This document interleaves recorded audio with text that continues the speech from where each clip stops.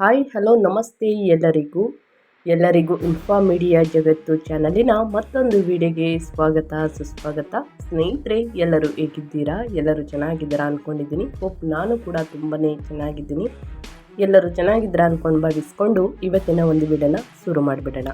ಇವತ್ತಿನ ಒಂದು ವಿಡಿಯೋದಲ್ಲಿ ಮಿಥುನ ರಾಶಿಯವರಿಗೆ ಡಿಸೆಂಬರ್ ಭವಿಷ್ಯ 2025 ಕೊನೆಯ ತಿಂಗಳು ಸ್ನೇಹಿತರೆ ಏನೆಲ್ಲ ಬದಲಾವಣೆಯನ್ನು ತರಲಿದೆ, ಯಾವುದರ ಬಗ್ಗೆ ಎಚ್ಚರಿಕೆ ವಹಿಸಬೇಕು ಮಿಥುನ ರಾಶಿಯವರು ಅನ್ನೋದನ್ನ ಇದೇ ವಿಡಿಯೋದಲ್ಲಿ ತಿಳಿಸ್ಕೊಡ್ತೀನಿ.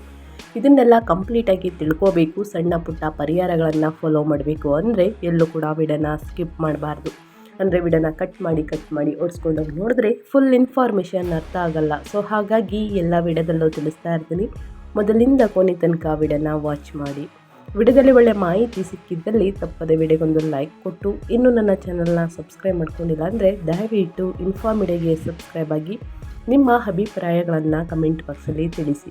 ಯಾರೆಲ್ಲ ಸಬ್ಸ್ಕ್ರೈಬ್ ಮಾಡಿಕೊಂಡು ಪ್ರತಿನಿತ್ಯ ವಿಡಿಯೋ ವಾಚ್ ಮಾಡ್ತಿದ್ದೀರಾ ಅಂಥವರಿಗೆ ಥ್ಯಾಂಕ್ ಯು ಸೋ ಮಚ್ ಅಂತ ಹೇಳ್ತಾ ವಿಡಿಯೋದ ಕಡೆ ಗಮನ ಕೊಟ್ಬಿಡೋಣ. ಓಂ ನಮಃ ಶನೀಶ್ವರಾಯ ನಮಃ, ಓಂ ನಮಃ ಶಿವಾಯ ಅಂತ ಕಮೆಂಟ್ ಮಾಡಿ. ಶಿವನ ಅನುಗ್ರಹದಿಂದ, ಶನಿದೇವರ ಅನುಗ್ರಹದಿಂದ ನಿಮ್ಮ ಜೀವನದಲ್ಲಿ ಎಷ್ಟೇ ದೊಡ್ಡ ಮಟ್ಟದಲ್ಲಿ ಸಮಸ್ಯೆಗಳಿದ್ದರೂ ಕೂಡ ಅವೆಲ್ಲವೂ ಸಂಪೂರ್ಣವಾಗಿ ನಿವಾರಣೆಯಾಗಲಿ ಅಂತ ಕೇಳ್ಕೊತಾ ವಿಡಿಯೋನ ಸ್ಟಾರ್ಟ್ ಮಾಡಿಬಿಡೋಣ. ಹೌದು, ಮಿಥುನ ರಾಶಿಯ ಗ್ರಹ ಸ್ಥಿತಿಗಳು ಮತ್ತು ಗ್ರಹ ಬದಲಾವಣೆಗಳು, ಗ್ರಹ ಸಂಚಾರದಿಂದ ಸಾಕಷ್ಟು ಬದಲಾವಣೆಯನ್ನು ಮಿಥುನ ರಾಶಿಯವರು ಡಿಸೆಂಬರ್ 2025ರಲ್ಲಿ ನೋಡಲಿದ್ದೀರಿ. ಮೊದಲನೇದಾಗಿ ಗ್ರಹ ಸ್ಥಿತಿಗಳು ಹೇಗಿರಲಿದೆ ಅಂದರೆ, ಸೂರ್ಯ ವೃಶ್ಚಿಕದಲ್ಲಿ 6ನೇ ಮನೆಯಿಂದ ಡಿಸೆಂಬರ್ 16ರವರೆಗೆ, ನಂತರ ಧನುರಾಶಿಗೆ ಸ್ಥಳಾಂತರಗೊಳ್ಳುತ್ತಾರೆ. 7ನೇ ಮನೆಯಿಂದ ಡಿಸೆಂಬರ್ 16ರಿಂದ ಸಂಚಾರವನ್ನು ಮಾಡಲಿದ್ದಾರೆ.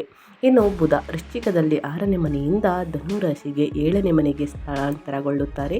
ಇನ್ನು ಡಿಸೆಂಬರ್ 29ರಂದು ಸಂಚಾರವನ್ನು ಮಾಡಲಿದ್ದಾರೆ. ಇನ್ನು ಶುಕ್ರ ವೃಶ್ಚಿಕದಲ್ಲಿ 6ನೇ ಮನೆಯಿಂದ ಧನುರಾಶಿಗೆ ಸ್ಥಳಾಂತರಗೊಳ್ಳುತ್ತಾರೆ 7ನೇ ಮನೆಗೆ ಡಿಸೆಂಬರ್ 29ರಂದು ಸ್ನೇಹಿತರೆ. ಅದೇ ರೀತಿ ಮಂಗಳ ಅಂದರೆ ಸ್ನೇಹಿತರೆ, ಕುಜ ಅಂದರೆ ಮಂಗಳ ವೃಶ್ಚಿಕದಲ್ಲಿ 6ನೇ ಮನೆಯಿಂದ ಧನುರಾಶಿಗೆ 7ನೇ ಮನೆಗೆ ಡಿಸೆಂಬರ್ 7ರಂದು. ಇನ್ನು ಗುರು ಕರ್ಕಟಕದಲ್ಲಿ 2ನೇ ಮನೆಯಿಂದ ಮಿಥುನ ರಾಶಿಗೆ 1ನೇ ಮನೆಗೆ ಡಿಸೆಂಬರ್ 5ರಂದು. ಇನ್ನು ಶನಿ ಮೀನದಲ್ಲಿ ಸ್ನೇಹಿತರೆ 10ನೇ ಮನೆಯಲ್ಲಿ ತಿಂಗಳವಿಡಿ.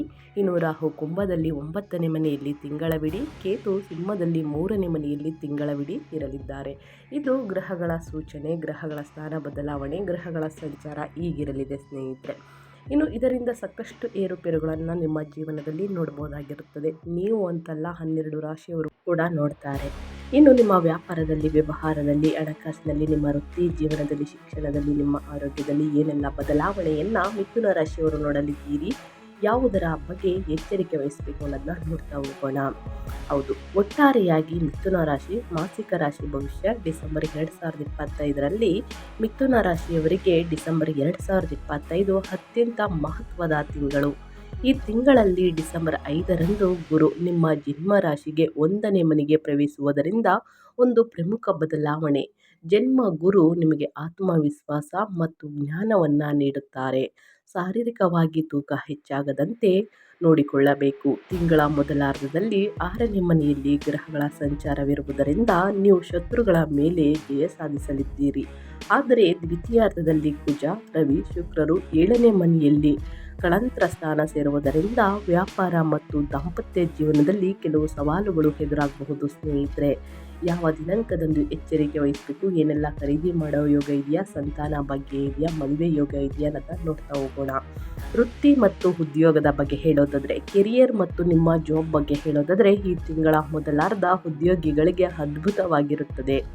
ಡಿಸೆಂಬರ್ 16ರವರೆಗೆ ಸೂರ್ಯ ಮತ್ತು ಡಿಸೆಂಬರ್ 7ರವರೆಗೆ ಕುಜ 6ನೇ ಮನೆಯಲ್ಲಿ ಶತ್ರು ಸ್ಥಾನದಲ್ಲಿ ಇರುವುದರಿಂದ ನೀವು ಕೆಲಸದಲ್ಲಿ ಸ್ಪರ್ಧಿಗಳ ಮೇಲೆ ಮೇಲುಗೈ ಸಾಧಿಸ್ತೀರಾ ಸ್ನೇಹಿತರೆ. ಬಾಕಿ ಉಳಿದಿರುವ ಕೆಲಸಗಳನ್ನು ಪೂರ್ಣಗೊಳಿಸುವಿರಿ. ನಿಮ್ಮ ಕೆಲಸಕ್ಕೆ ಮೇಲಧಿಕಾರಿಗಳಿಂದ ಮೆಚ್ಚುಗೆ ದೊರೆಯುತ್ತದೆ. 10ನೇ ಮನೆಯಲ್ಲಿ ಶನಿಯು ಸಂಚಾರದಿಂದ ಕೆಲಸದ ಒತ್ತಡವಿದ್ದರೂ ಕೂಡ ಅದಕ್ಕೆ ತಕ್ಕ ಪ್ರತಿಫಲವನ್ನು ಸಿಗುತ್ತದೆ ಅಂತಲೇ ಹೇಳಬಹುದು. ಇನ್ನು ಆದರೆ ತಿಂಗಳ ದ್ವಿತೀಯಾರ್ಧದಲ್ಲಿ 7ನೇ ಮನೆಯಲ್ಲಿ ಗ್ರಹಗಳ ಸಂಚಾರ ಇರುವುದರಿಂದ ಕಚೇರಿಯಲ್ಲಿ ಇತರರೊಂದಿಗೆ ವಾದ ವಿವಾದಕ್ಕೆ ಇಳಿಯದಿರುವುದು ಒಳ್ಳೆಯದು. ಸಹೋದ್ಯೋಗಿಗಳೊಂದಿಗೆ ಸಣ್ಣ ಪುಟ್ಟ ಮನಸ್ತಾಪಗಳು ಬರಬಹುದು. ವರ್ಗಾವಣೆ ಅಥವಾ ಪ್ರಯಾಣಗಳು ಸಂಭವಿಸಬಹುದು.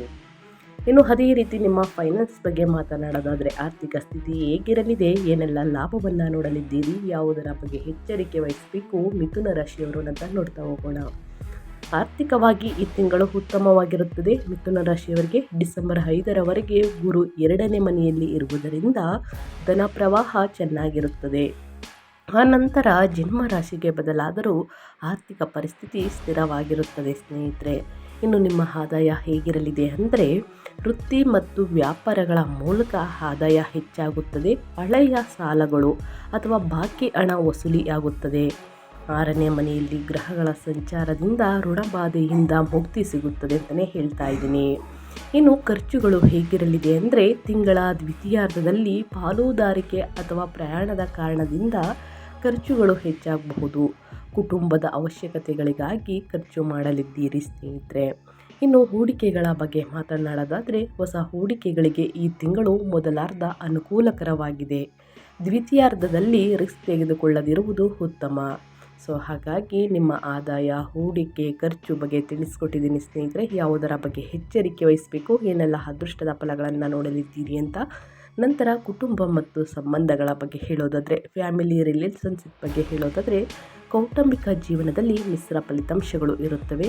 ಡಿಸೆಂಬರ್ 5ರಂದು ಗುರು ಜನ್ಮ ರಾಶಿಗೆ ಬರುವುದರಿಂದ ನಿಮ್ಮಲ್ಲಿ ವಿವೇಕ ಮತ್ತು ಶಾಂತಿ ನೆಲೆಸುತ್ತದೆ. ಇದು ಕುಟುಂಬದಲ್ಲಿ ಸಾಮರಸ್ಯಕ್ಕಾಗಿ ಕಾರಣವಾಗುತ್ತದೆ.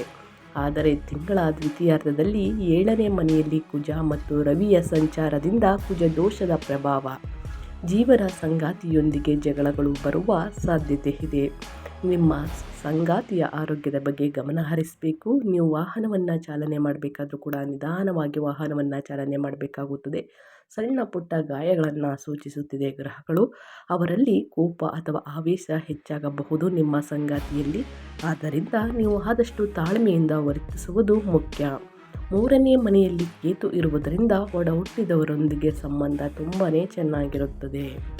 ಇನ್ನು ಅದೇ ರೀತಿ ನಿಮ್ಮ ಆರೋಗ್ಯದ ಬಗ್ಗೆ ಹೇಳೋದಾದರೆ ಆರೋಗ್ಯದಲ್ಲಿ ಏನೆಲ್ಲ ಬದಲಾವಣೆಯನ್ನು ನೋಡಲಿದ್ದೀರಿ ಮಿಥುನ ರಾಶಿಯವರು, ಯಾವುದರ ಬಗ್ಗೆ ಎಚ್ಚರಿಕೆ ವಹಿಸಬೇಕು. ಗ್ರಹಗಳ ಸಂಚಾರ ಮತ್ತು ಗ್ರಹಗಳ ಸ್ಥಾನ ಬದಲಾವಣೆಯಿಂದ ನಿಮ್ಮ ಆರೋಗ್ಯದಲ್ಲಿ ಆರೋಗ್ಯದ ವಿಷಯದಲ್ಲಿ ಬಹಳಷ್ಟು ಎಚ್ಚರಿಕೆ ಅವಶ್ಯಕ. ಗುರು ಜನ್ಮ ರಾಶಿಗೆ ಬರುವುದರಿಂದ ದೇಹದ ತೂಕ ಹೆಚ್ಚಾಗಬಹುದು ಅಥವಾ ಅಜೀರ್ಣ ಸಂಬಂಧಿತ ಸಮಸ್ಯೆಗಳು ಬರಬಹುದು. ತಿಂಗಳ ಮೊದಲಾರ್ಧದಲ್ಲಿ 6ನೇ ಮನೆಯ ಗ್ರಹಗಳಿಂದ ಸಣ್ಣ ಪುಟ್ಟ ಅನಾರೋಗ್ಯಗಳು ಬಂದರೂ ಬೇಗನೆ ಗುಣಮುಖರಾಗುವಿರಿ ಸ್ನೇಹಿತರೆ.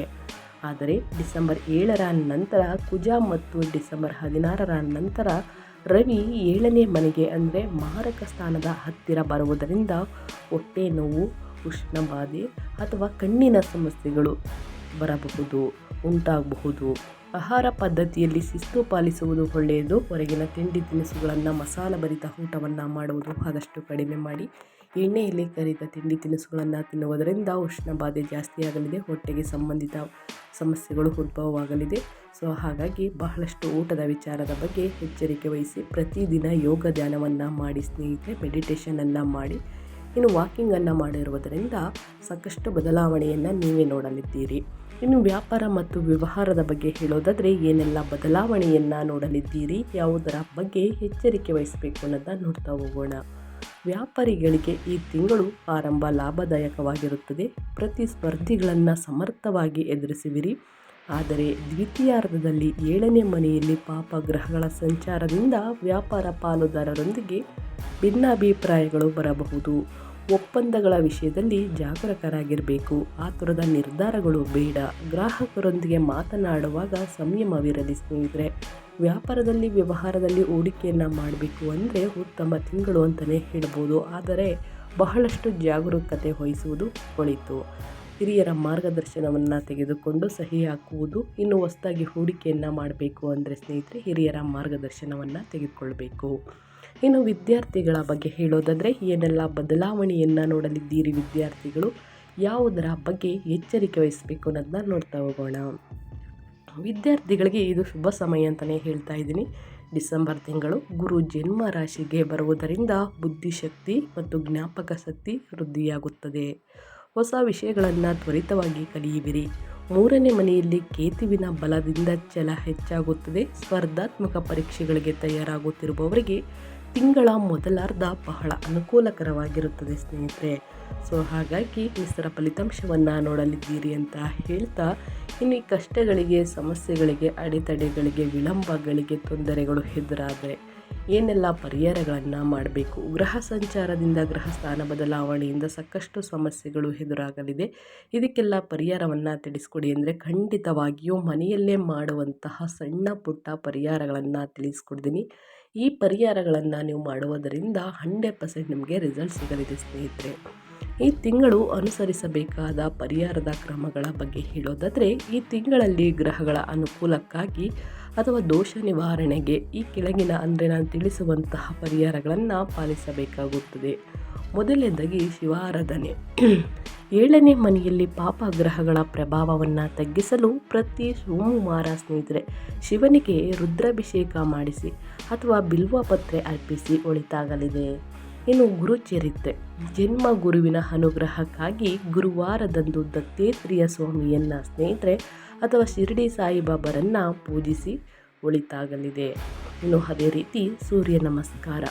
ಉತ್ತಮ ಆರೋಗ್ಯಕ್ಕಾಗಿ ಪ್ರತಿದಿನ ಸ್ನೇಹಿತರೆ ಸೂರ್ಯ ನಮಸ್ಕಾರವನ್ನು ಮಾಡಿ. ಮಹಿಳೆಯರಾಗಬಹುದು ಪುರುಷರಾಗಬಹುದು ಸಾಕಷ್ಟು ಕೇಳ್ತಾ ಇರ್ತೀರ ನಿಮಗೆ ಡೌಟ್ಸ್ಗಳನ್ನ ಸ್ನೇಹಿತರೆ. ಇದನ್ನು ಈ ಪರಿಹಾರಗಳನ್ನು ಪುರುಷರು ಮಾಡಬೇಕಾ, ಮಹಿಳೆಯರು ಮಾಡಬೇಕಾ, ಮಕ್ಕಳು ಮಾಡಬೇಕಾ ಅಂತ ಕೇಳ್ತಾ ಇರ್ತೀರ. ಯಾರಿಗೆಲ್ಲ ಇಂಟ್ರೆಸ್ಟ್ ಇದೆ ಸ್ನೇಹಿತರೆ ಅವರು ಮನಸ್ಸಿನಿಂದ ಭಕ್ತಿಯಿಂದ ಮಾಡಿ ಒಳಿತಾಗಲಿದೆ. ಇನ್ನು ಅದೇ ರೀತಿ ಪ್ರತಿ ಶನಿವಾರ ಎಳ್ಳೆಣ್ಣೆಯಿಂದ ದೀಪವನ್ನು ಹಚ್ಚಿ ಅಥವಾ ಸಾಸಿವೆ ಎಣ್ಣೆಯಿಂದ ದೀಪವನ್ನು ಹಚ್ಚಿ ದಾನ ಪ್ರಕಾರ ಬಡವರಿಗೆ ಮತ್ತು ಅಗತ್ಯವಿರುವವರಿಗೆ ಅನ್ನದಾನ ಮಾಡುವುದರಿಂದ ಶುಭ ಫಲಗಳು ಉಂಟಾಗುತ್ತವೆ. ನಿಮ್ಮ ಪಾಪ ಕರ್ಮಗಳೆಲ್ಲ ಕಳಿಬೇಕು ಅಂದರೆ ಸ್ನೇಹಿತರೆ ಬಡವರಿಗೆ ಮತ್ತು ನಿರ್ಗತಿಕರಿಗೆ ಶನಿದೇವರಿಗೆ ಪ್ರಿಯವಾಗಿರುವಂತಹ ಕಪ್ಪು ವಸ್ತುಗಳನ್ನು ದಾನ ಮಾಡಿ. ಆದಷ್ಟು ಬಡವರಿಗೆ, ನಿರ್ಗತಿಕರಿಗೆ, ಮೂಕ ಪ್ರಾಣಿಗಳಿಗೆ, ಚಿಕ್ಕ ಮಕ್ಕಳಿಗೆ ದಾನ ಮಾಡಿ ಸ್ನೇಹಿತರೆ. 100% ನಿಮಗೆ ರಿಸಲ್ಟ್ ಸಿಗಲಿದೆ. ಸ್ವಲ್ಪ ದಿನದ ನಂತರವೇ ನೀವೇ ನೋಡಲಿದ್ದೀರಿ. ಸೊ ನಿಮ್ಮ ಕಷ್ಟಗಳೆಲ್ಲ ಮುಕ್ತಿ ಒಂದು ಅದೃಷ್ಟದ ಬಾಗಿಲು ತೆರೆಯಲಿದೆ ಅಂತ ಹೇಳ್ತಾ ನನ್ನ ವಿಡಿಯೋನ ಎಂಡ್ ಮಾಡ್ತಾ ಇದ್ದೀನಿ. ದಯವಿಟ್ಟು ಇವತ್ತಿನ ಒಂದು ವಿಡಿಯೋದಲ್ಲಿ ಮಿಥುನ ರಾಶಿಯವರಿಗೆ ಒಳ್ಳೆ ಮಾಹಿತಿ ಸಿಕ್ಕಿದ್ದಲ್ಲಿ, ಈ ವಿಡಿಯೋ ಯೂಸ್ಫುಲ್ ಅನಿಸಿದ್ದಲ್ಲಿ ಅಥವಾ ಹೊಸದಾಗಿ ವಿಸಿಟ್ ಮಾಡಿ ಏನಾದರೂ ವಿಡಿಯೋ ನೋಡ್ತಿದ್ರೆ ವಿಡಿಯೋಗೆ ಲೈಕ್ ಮಾಡೋದನ್ನ ಮರೆತಿದ್ದೀರಾ, ಲೈಕ್ ಮಾಡಿ. ಇನ್ನೂ ನನ್ನ ಚಾನಲ್ನ ಸಬ್ಸ್ಕ್ರೈಬ್ ಮಾಡ್ಕೊಳ್ದೇ ನೋಡ್ತಿದ್ರೆ ಇನ್ಫಾ ಮೀಡಿಯಾಗೆ ಸಬ್ಸ್ಕ್ರೈಬ್ ಆಗಿ ನಿಮ್ಮ ಅಭಿಪ್ರಾಯಗಳನ್ನು ಕಮೆಂಟ್ ಬಾಕ್ಸಲ್ಲಿ ತಿಳಿಸಿ. ಯಾರೆಲ್ಲ ಸಬ್ಸ್ಕ್ರೈಬ್ ಮಾಡಿಕೊಂಡು ಪ್ರತಿನಿತ್ಯ ವಿಡಿಯೋ ವಾಚ್ ಮಾಡ್ತಿದ್ದೀರಾ ಅಂಥವರಿಗೆ ಥ್ಯಾಂಕ್ ಯು ಸೋ ಮಚ್ ಅಂತ ಹೇಳ್ತಾ ನಿಮಗೂ ಮತ್ತು ನಿಮ್ಮ ಕುಟುಂಬಕ್ಕೆ ತುಂಬಾ ಒಳ್ಳೆಯದಾಗಲಿ. ಮತ್ತೊಂದು ವಿಡಿಯೋದಲ್ಲಿ ಸಿಗ್ತೀನಿ. Thank you for watching.